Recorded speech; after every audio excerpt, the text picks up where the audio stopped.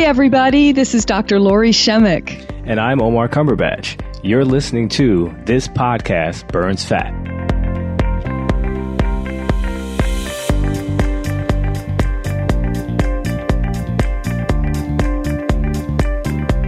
Hey Lori, how are you today?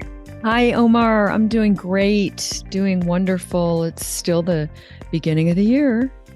Yeah. It's we're still hanging on to our resolutions by a thread. By a thread? Wait a minute. Yeah, no, I haven't had a drink for 2 weeks. What? That's fantastic. Yeah, that's me. Wonderful. Yeah. Seriously. No, I mean, like, think of all the benefits that are happening, you know, with your liver and your gut health, your brain health. I mean, I could go on, but yeah, that's fantastic. So 2 weeks in. Yeah, I'm going to try to go the month. That's the goal. Okay. I want to do it for January. A lot of guys and gals are doing it, after the turn of the year. It's one of those things. It's popular, right? So right. It's definitely something I want to get through. I'm doing pretty good. I'm not really doing anything that is triggering me to actually have a drink, but no stress. No, actually, yeah, the part of that and part of the social stuff is kind of quiet, which is helpful. That is, yes.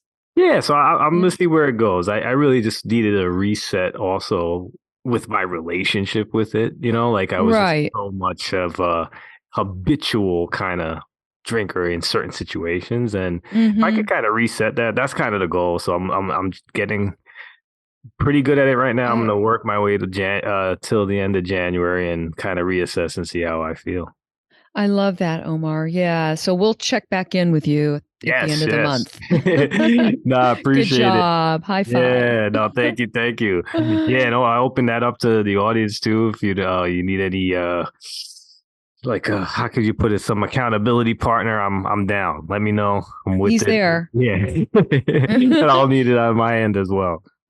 That's great. Yeah. But not to take away from today's guests. Yeah.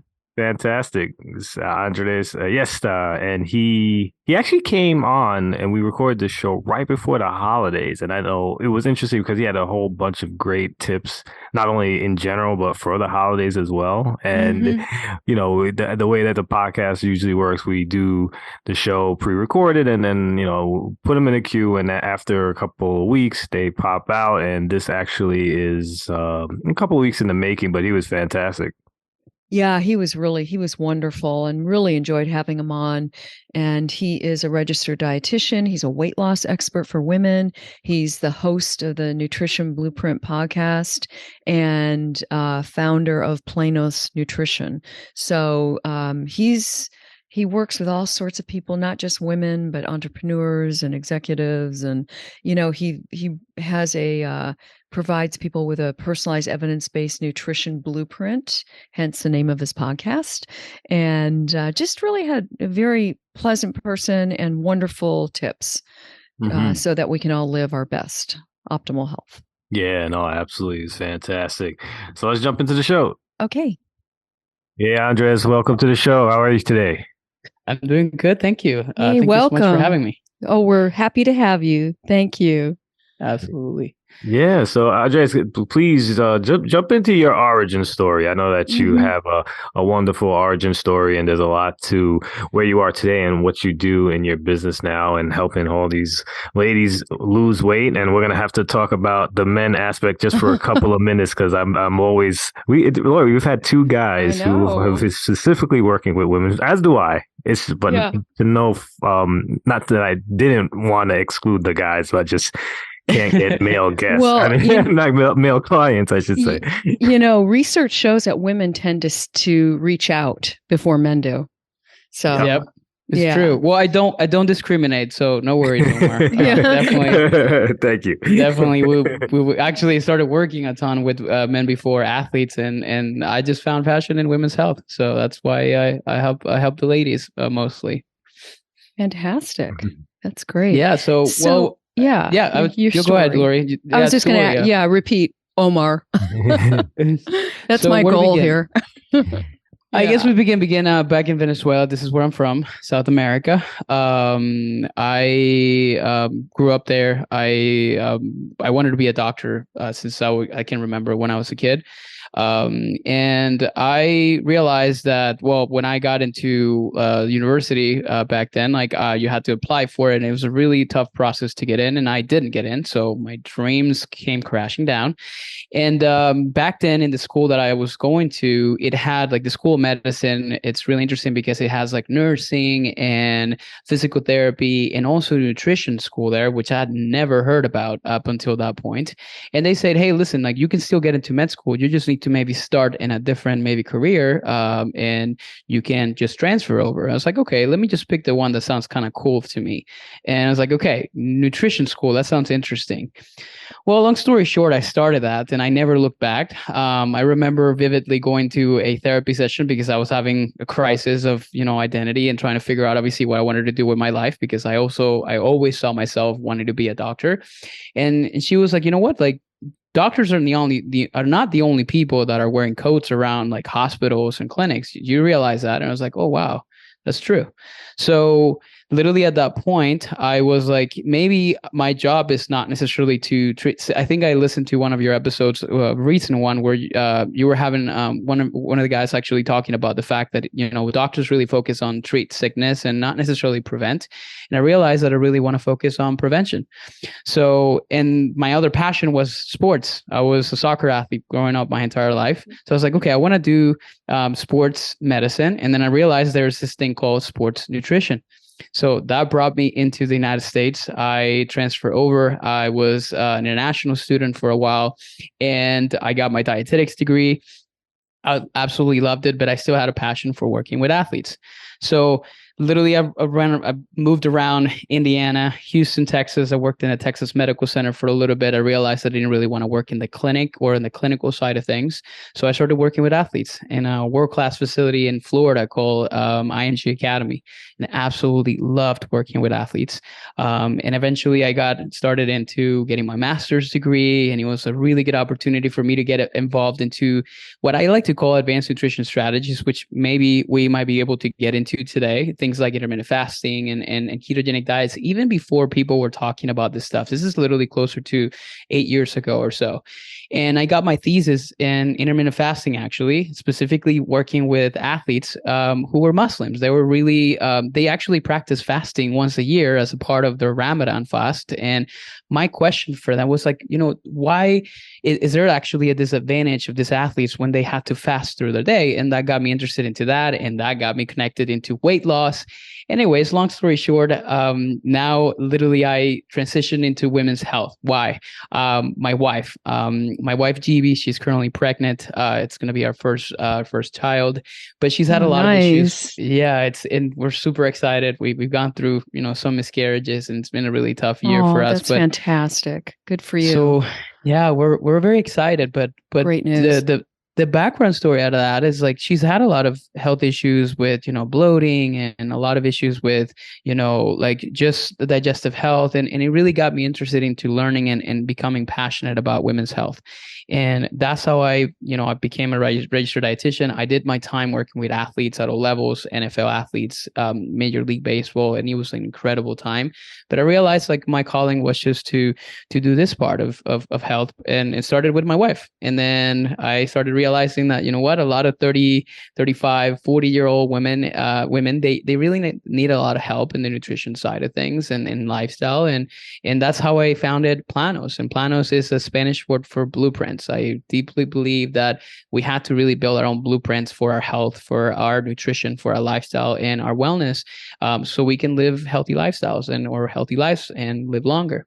So that's what we do now. And literally we do it out of Tampa, but I was just talking to you guys that I am in Argentina right now, just spending here some time here as well. So that's the story. Wow, that is a great story, and congratulations on your new baby. Thank you. It's so wonderful. Yeah. So just, is your wife doing okay now? She's fine, right? She's everything. Yeah. Okay. In terms of health, she's doing well. Okay. She, we realized that she has a some genetic conditions that really cause a lot of the issues with fertility. So we now had to. She has a lot of certain blood conditions, blood genetic tests, blood genetic conditions that require. She's just more susceptible for blood clots, and I had to inject her every single night with heparin, actually. So oh wow, everything still kind of runs smoothly. She's perfectly fine. We're 20 weeks in and very healthy. But we had to make a lot of modifications in terms of her diet, her nutrition, and we've been working a ton into certain areas around that too. So good. It sounds like you have things under control. Yeah. So you mentioned intermittent fasting, and is this one tool you use of many, or is it the main one that you use? It's one tool among many for weight loss. Yep, it is one tool among many. And I think I described it earlier as something called advanced nutrition strategies. Just things such as ketogenic diets and different things like that. But yes, it's something that I have under my belt. It's one of the tools in a tool set, as I like to describe it, that we can use for creating the right conditions for weight loss. So yeah, it's definitely one of the areas that we have been using lately. And can you explain how intermittent fasting helps people to lose weight? Or not. Absolutely. Or not. Yeah. Right. I think there's a ton of misconceptions around it. I think many people think of it as a diet, and intermittent fasting is nothing more but a meal schedule. And I'm sure you brought some people I know that have talked about this. And I'm just going to give you my registered dietitian perspective on it, especially having studied a lot. And I do it myself, actually. I think I do it based on the season that I'm on throughout the year. But intermittent fasting is just a meal timing strategy where you're just spending a certain amount of time in a fasting state, which is, no consumption of any type of calorie foods. But of course, the fasting can definitely be different for different people in terms of obviously the definition of what it is. And we can get into that. And then there's a period of consumption of food, or when you're actually eating. And that can range anywhere between 16 hours to other people sometimes do it 20 hours to 24 hours to 2-day fast, and even extending up to 5-day fast every so often. Is it a good tool for weight loss? Yes.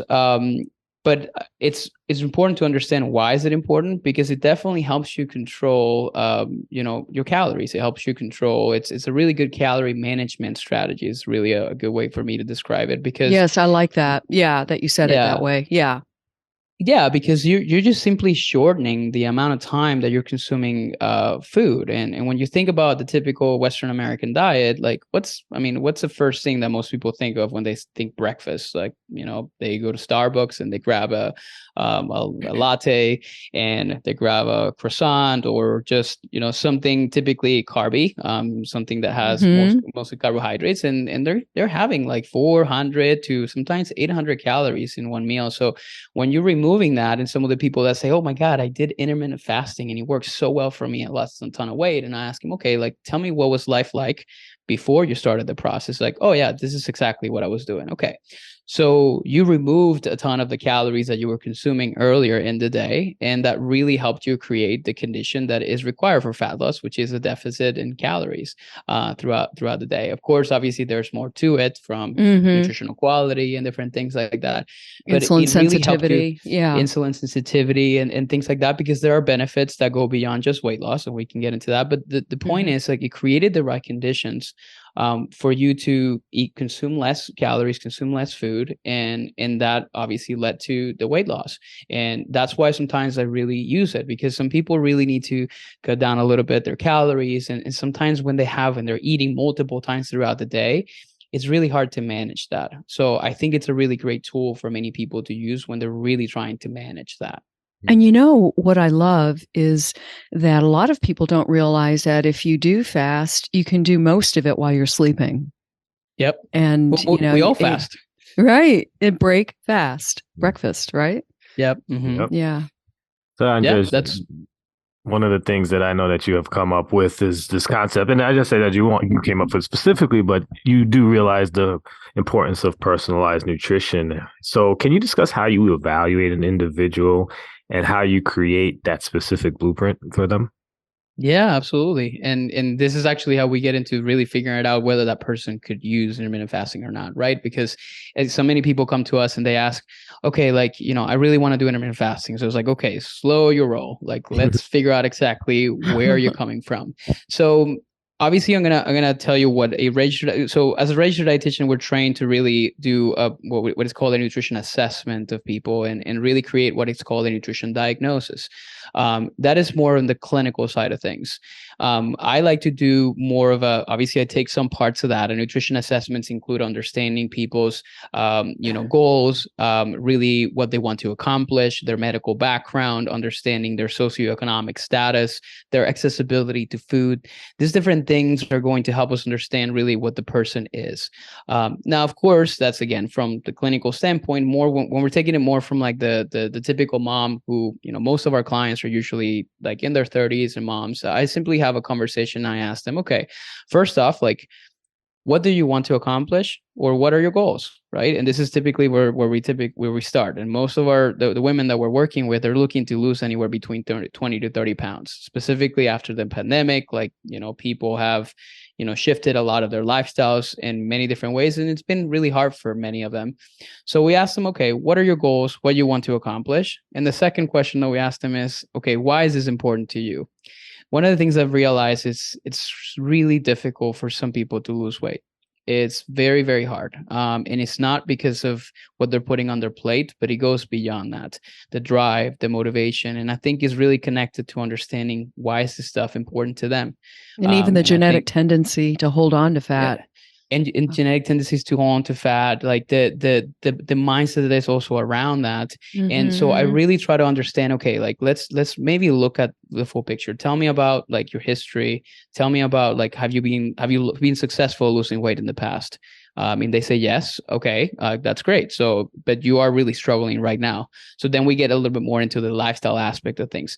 In our program, our nutrition blueprint method program, what really we focus is 4 areas. We focus in mastering your nutrition. We focus on revamping your lifestyle. We focus on shifting your mindset, and we focus on creating movement with intention. So I'm really evaluating all those 4 areas, and I'm auditing. Okay, how are you eating right now? What does your lifestyle look like? Really, what are you doing every day? Like, are you managing your time well? Like, how are your stress levels? Like, what's causing stress in your life? And then at the same time, I'm trying to understand what the relationship with food is. One of the biggest issues that I'm noticing a lot in people, not just women, I think men and women, is that a lot of times there's a bit of a distorted relationship that they have with food. So when you obviously mention something like a carbohydrate, they just cringe. And then sometimes we think, well, carbs are evil. Well, it's not that they're evil. Some people can definitely benefit from lowering them, or choosing the right ones. And some people can definitely benefit from maybe having some more higher level of them on a daily basis. So I really need to try to understand what's the relationship that you have with food. If you're presented in front of a buffet, like what is like the way that you manage yourself around those moments? Do you just go crazy, or do you typically manage your hunger levels and you stop when you're feeling full? Have you ever felt that sometimes? Like obviously we're just really eating past the point of fullness. Yes. So we're really trying to understand those things. And then obviously we bring it up like together with like the movement part of it, because we can be a very sedentary society where if we're working out 30 minutes, that's great. But what are you doing the other 23 and a half hours throughout the day? So when we look at all those things and we audit all those areas, then we can figure out exactly what is the most important, like we call it the lowest hanging fruit, where we need to start.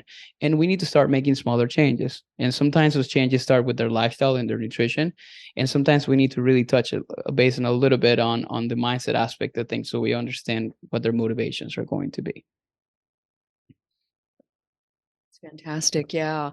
And, getting into mindset, I think is a really important component to this, because it just isn't our diet, as you well know. And Yeah. You actually talk a lot about the mindset. And you say that you can actually tap into your true potential by just changing your mindset. And I believe that. Yeah. Yeah, 100%. And it goes down to understanding, for example, like there's a concept that we like to teach in our program, which is do you suffer from the all or nothing mindset? And And the all or nothing thinking is just simply think and it associates a lot with dieting and different things like that, which is thinking that you have to check all the boxes in the diet or lifestyle that you're following. Or if you don't really check all the boxes, then you might as well not check any boxes at all, right? You have to either be perfect, or you have to just simply you just kind of have to wait, right? This is not the right time. And many people failed at diets. I consider myself diet agnostic. I'm not a person that supports or goes against anything specific. I think many people can benefit from just more of a wholesome, maybe ketogenic type of approach and lowering carbohydrates to manage their insulin. But I also think some people it's really hard for them to manage that. So I think it's more of a balanced approach or that really could work for them. But really, at the end of the day, the question I always ask them is like, hey, when you start a diet, like, what's your process? Like, what do you really follow? It's like, well, I really want to make sure I do everything right. Okay. So, and what happens when you fail at something? I feel terrible. I feel guilt. I feel ashamed, and I stop. Okay. And how often does that happen? Most people typically jump on a new diet, at least statistically speaking, in the United States, at least 4 times a year. So every 3 months. And it usually happens because they feel like they're not successful at it, and then they give up on it. So how do we change that mindset? How do we really, talking about like reaching that true potential of achieving anything, in the right way, is by really understanding that there's a spectrum. It doesn't have to be black or white. You can actually, there's some gray area between success and improvement. So what does that look like? Well, if you don't have to check all the boxes, but if you check a couple of boxes in the process of changing your diet, you're still going to be like better than you were yesterday. Right? You can still, obviously, it's about like the game of inches, right? You need to like move the needle a little bit every single day. And I love that. What I think happens, when people just simply stop and they just don't do it because they feel like they consider themselves a failure, they don't see themselves succeeding in the future. And when we're having conversations with people that are about to join our program, they're really hesitant. And I ask them, why are you so hesitant if you know this is something that can really help you change for the better? Because I'm afraid of failure, they said. And the fear of failure comes from all the past experiences that they have where they feel that they failed. And that's essentially how we're really trying to manipulate the way that they think in terms of their mindset, so they can really start to chip away at it, right? And make, like, I think it was James Clear. Have you guys read the book Atomic Habits by James Clear? Yes, I have. I'm looking at it right now. Yeah, I've read it as well. Yeah. Yeah. It's a fantastic book. It literally taught that if you were getting 1% better every day, you will be 37 times better at the end of the year, right? But the opposite happens. Not the opposite happens whenever you're like 1% worse, because in a negative type of way, when you're obviously doing the math in it, it's literally nothing terrible happens if you obviously do something bad, like 1%, like every single day, right? So it's about really making that the smaller changes are going to make like impact at the end of the day. Because at the end, like of this process, or like when somebody's like really trying to lose weight, it's like, do you really want to speed through losing the 20 pounds, or do you want to actually keep the weight off for years to come? And that's the real and true question there. Yeah, that's what I was going to ask you next, is that the smaller changes absolutely require time, and everyone does not want to wait for weight loss to happen. So what is your approach in reframing that concept so that they will embark on that journey that's going to take them a little longer than they might desire? I think it's a process of like managing expectations. Perfect. And I think I ask them, and I sit down with them and I say, listen, what do you want? Okay, I want to lose 20 pounds. Like, okay, how quickly do you want to do that? Well, I want to do it in a month. Or I want to do it in like 2 months. First, obviously, we bring it into, I like to use science with all of our clients. I like to really make sure we follow an evidence-based approach. And I always say, like, listen, like, quick weight loss, it's possible, but it's not always the healthiest. But if we're going to, let's say we're going to be focusing on losing 1 to 2 pounds max per week, and that's really the maybe a healthy approach that you can have. Let's say on the 2, which is really pretty fast weight loss, it's going to take you X amount of time. Now, let's sit down and talk about expectations, because this is essentially what needs to happen. And this is the things that you need to change in order for you to do this, right? So like, if you're at this level, these are other things you need to do. And then your lifestyle is at the level that is below that. Are you willing to change that to get to the same point. So these are obviously sometimes like people that struggle when they have kids and they have like a very demanding job, and they have a lot of things on their plate, and they're still expecting to do a lot of things in the process. So I always say, like, listen, like, do you really want to lose this 20 pounds very quickly? Because there's a ton of stuff that you're going to have to add onto a plate that is already full. Yes. Right. So maybe what happens if we just, okay, we're not going to maybe lose the 20 pounds in like 2 months or 3 months, but maybe we're going to do half, but then it's going to require a little bit less of you. And you're going to feel like not as overwhelmed that you may have felt in the past and previous things that you have done. And then they start to have aha moments, and they realize, like, you know what, that's a little bit easier to manage, and it makes it better. Right. And more motivating. Yeah. More motivating. We just did a 10-day, we call it a habit blueprint challenge inside of our community. And this is the first time we've ever done it. And we call it, and most people think of, what do you think of when people, when I don't know, you, Lori, or Omar, when you think of like a challenge, a nutrition challenge, what's the first thing that comes to your mind? Like, Oh, getting more veggies in, drinking more water, that kind of thing, right? Reducing carbs, maybe. Yeah. So, and a lot of times some other people think of challenges as like, like a 21-day, like, reset. And then it's like sometimes like more extreme stuff like juicing, all those different things. And and when people came into our challenge, they said, oh, wow, like I was expecting all these things, and really people sharing their transformations and stuff. And we decided to do it differently. We just decided to do 3 things. We said, this is all the things you need to do in the challenge. You're going to make sure that you're having a protein source with most of your meals. You're going to make sure that you are getting, focusing on getting 10,000 steps every single day. And we're simply going to focus on you actually celebrating a win every single day. And you're going to share this on our Facebook community. That's all we want to make sure that you do.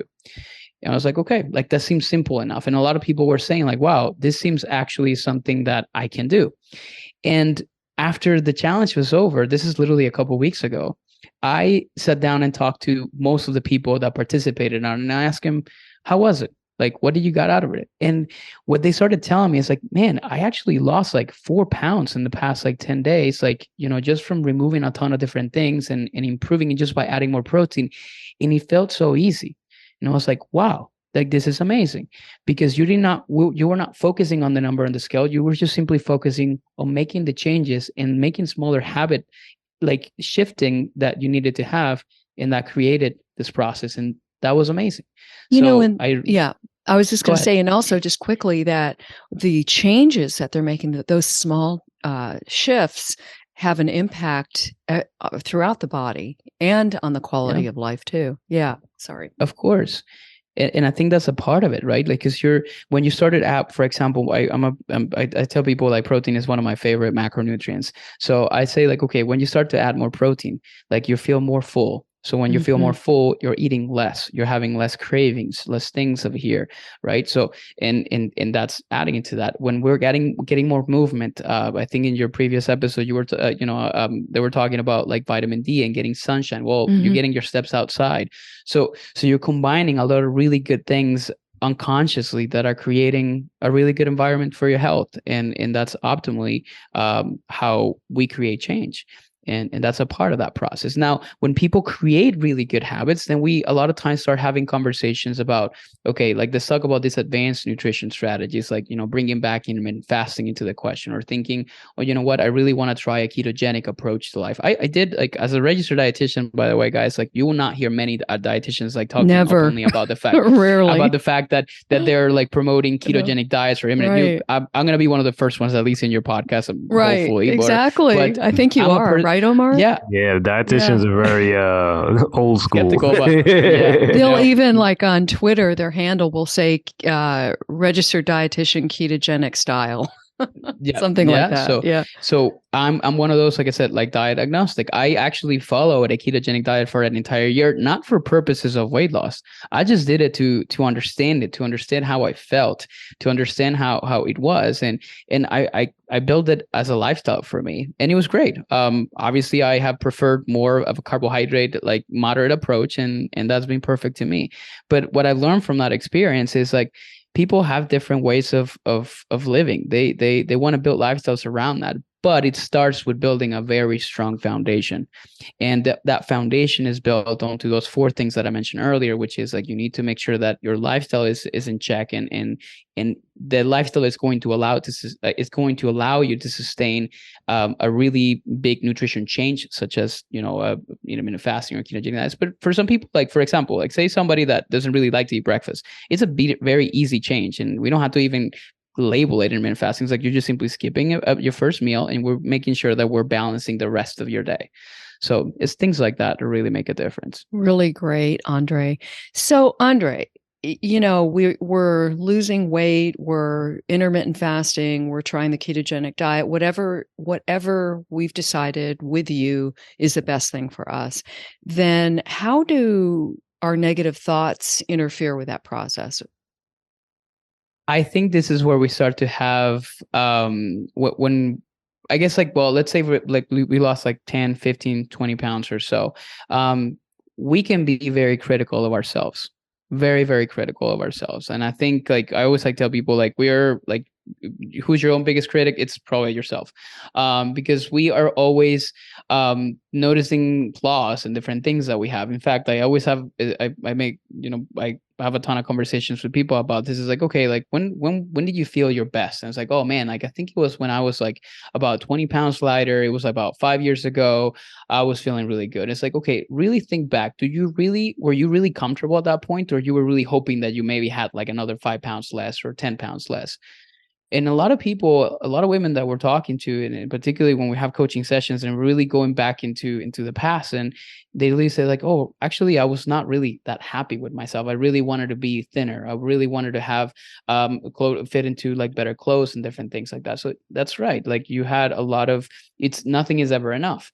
So what happens when you're losing a ton of weight is like, okay, you want more and more and more. And then you start to feel like, oh man, like I'm never going to be able to get there. And that negativity a lot of times like really fuels just going back to old habits, and really gets us into a point where like, I might as well just give up now. I might as well give up all the habits and all the things that I have been really working hard to build. So that's a lot of times what creates that environment of like, you know what, like this is not just simply not working at this point.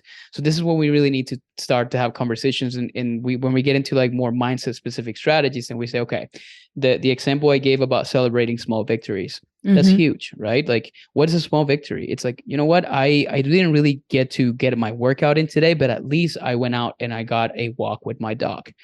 Like that's positive. And research shows, and when you're looking at that, at life from a positive like perspective, like that affirmation that you're saying, like that is a win, it really creates a shift in your mind and the way you're looking at things, right? When you, for example, are practicing gratitude and you're saying, you know what, I'm really grateful that I actually got to walk today, and it was a beautiful weather.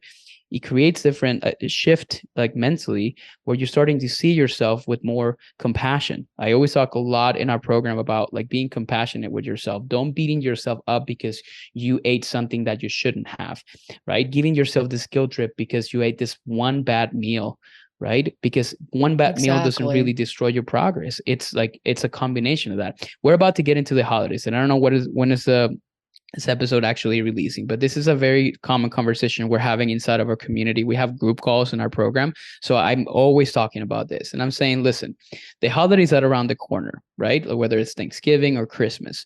And this is literally, and statistically speaking, in the United States where people gain the most weight. Now, I always ask the question, do you really think all that weight comes from from just eating your Thanksgiving meal or your Christmas meal, or maybe like those 2 days in between? And research shows that it is not that case. Or the way this happens is simply, okay, you have one bad meal and you think, oh man, I screwed up, like, or I might as well just wait until January to start up again. And then you simply completely give up on everything you've been really working hard to build throughout an entire year. And what I typically say is like, typically just slow your roll. Like you can still make smart decisions throughout the day. You can still enjoy yourself. Maybe you're not going to be like losing weight like crazy, but at least you're maintaining and you're focusing on that. Right. And that's a better approach to how the holidays, we can manage it, throughout the next like couple months. And that's just better, in my opinion.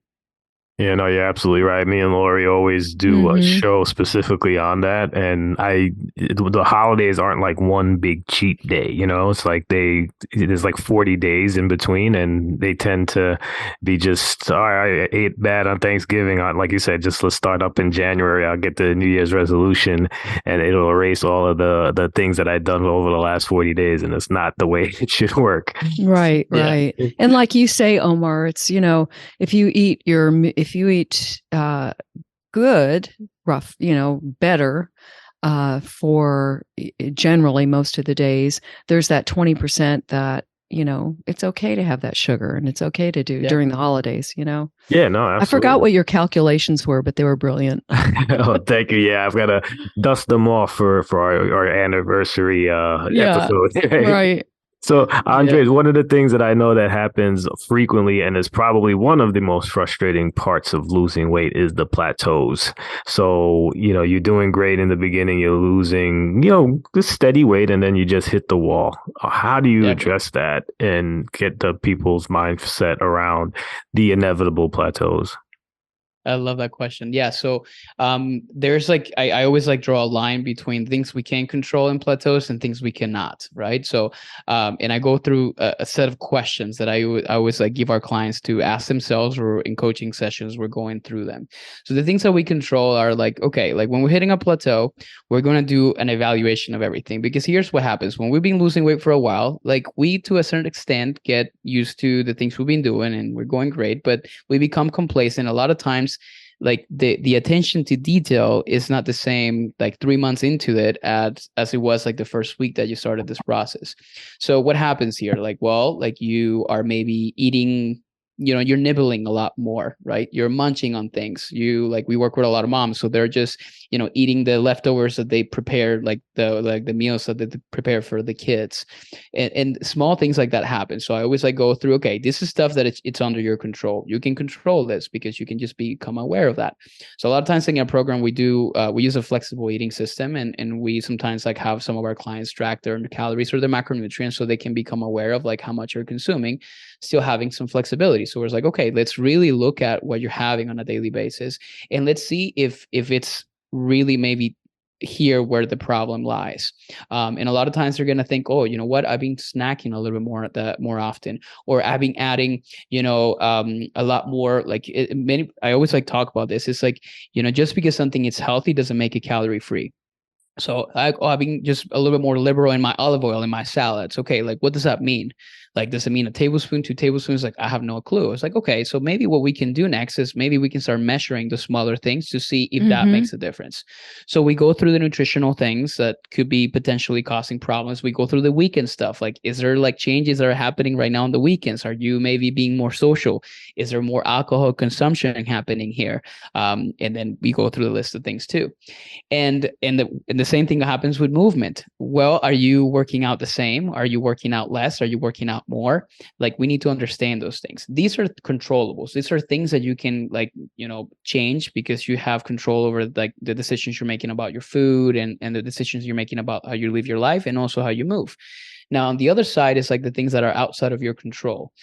For people that having a very restrictive calorie deficit for a long time, sometimes your body like slows you down and says like, it's enough, it's too much, right? And this is like something known as metabolic adaptation. So when you being on a very restricted calorie deficit for like 2 months or so, then sometimes it's important to maybe start to increase your calories, not decrease them, right? So these are all things that are kind of falling outside of our control, because your body's just simply saying stop, it's enough. I've been restricted long enough. So Mm-hmm. sometimes like there's like certain things, for example, when you're working out too much, like there can be like some issues happening in what we call like your adrenal cortex, and like literally your HPA axis, which is essentially what regulates your cortisol and different things like that. And when your body's like overly stressed, it really resists weight loss. Right. So you can control the stress, but a lot of times you cannot really control like the way that your hormones are balancing in situations like that. So it's like a balancing act between the two. 90% of the time, the plateaus are found in things that we can't control. But whenever we're really like checking all the boxes and making sure everything is like really good on that side. And I'm like, man, like you're still struggling, you're still plateauing here. So let's switch into the other side. So this is what a lot of times in our program, we're looking at lab data. We're looking at, let's look at your hormones. Let's look at your blood work. Let's see if there's any deficiencies. Again, like weight loss requires, a deficit in calories. And sometimes that can really be, more susceptible for more like nutrient deficiencies and different things like that. So we also had to look at that as well. So that's a process for plateau breaking that I'd like to follow, or I like to teach our clients in our programs.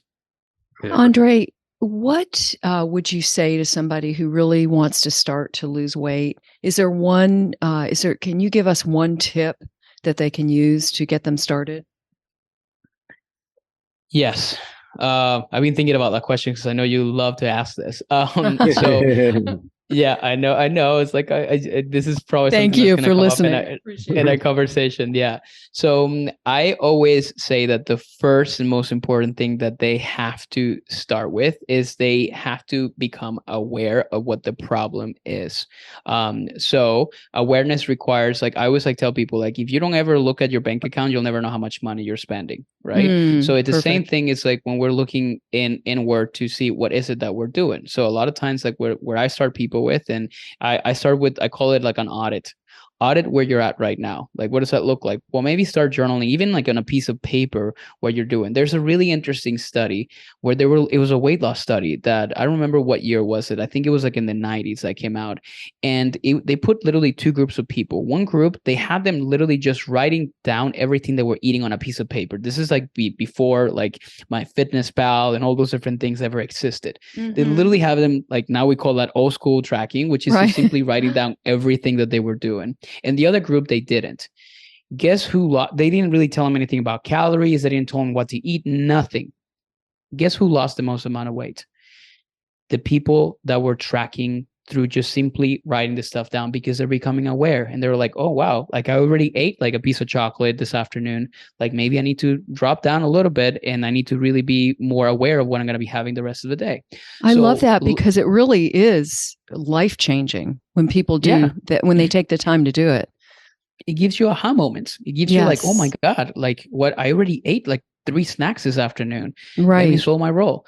So you're becoming aware. So a lot of times, like people, they don't even know where to start. I always tell them, like, listen, spend 3 days, just write down everything you're eating and look at it. And we do that as part of our program. We go like through a 7-day audit process before we even start having our first session with them, because we want to understand where they're at. And then when we have our first session, they say, like, Andres, I'm already making a lot of changes because of the stuff that I realized I was doing. I was like, right? Isn't it amazing to understand, like, wow, like now because we're just so focused on looking outward, but never we're looking inward, right? We're never looking at what we're doing because we're so focused on what everybody else is doing, right? We live in a social media era that we're just being bombarded by so much stuff, and people get bombarded by what they need to do next.